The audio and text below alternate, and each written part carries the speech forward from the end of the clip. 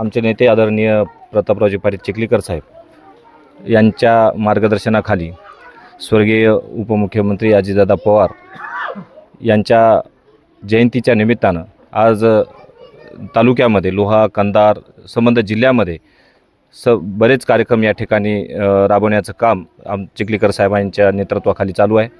आज सोनखेडमध्ये प्राथमिक आरोग्य केंद्रामध्ये शिबिराचं उद्घाटन आता लागलीच या ठिकाणी स्वतः प्रतापराव पाटील चिखलीकर साहेब आणि युवा नेते प्रवीण पाटील चिखलीकर हे त्या ठिकाणी उपस्थित राहणार आहेत।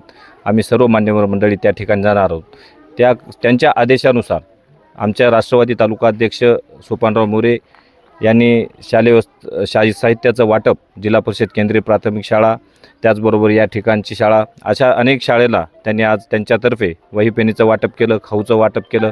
सर्व मान्यवरांच्या उपस्थितीत वृक्षारोपणाचा देखील या ठिकाणी कार्यक्रम चालू आहे।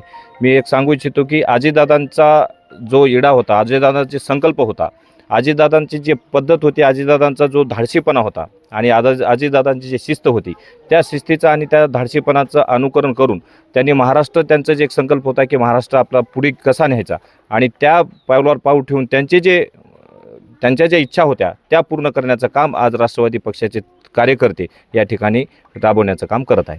अजितदादा, आपल्याला माहिती आहे अनेक वर्ष हे राज्याचे उपमुख्यमंत्री होते।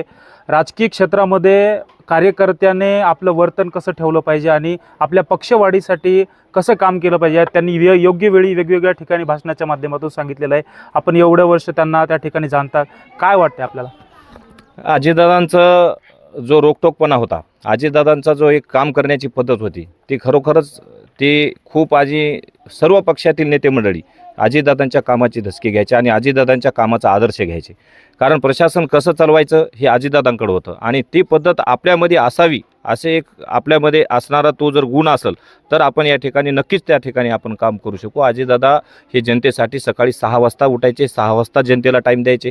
अजितदादा ज्या ठिकाणी टाईम दिला, वेळ दिला त्या वेळेमध्येच हजर व्हायचे। त्यांच्याकडे वेळेचं फार मोठं बंधन होतं आणि म्हणून ते शिस्तीचे नेते म्हणून आणि त्या ठिकाणी त्यांचं कार्य, मला असं म्हणायचे की राज्याचे ते उपमुख्यमंत्री 6 वेळेस राहिले आणि 6 वेळेस उपमुख्यमंत्री राहण्याचा मान देखील त्यांना आहे। कारण त्यांनी विलासरावजी देशमुख साहेबांच्या मुख्यमंत्री पदापासून आजपर्यंतचे जेवढे मुख्यमंत्री झाले त्यावेळेस ते उपमुख्यमंत्री राहिले।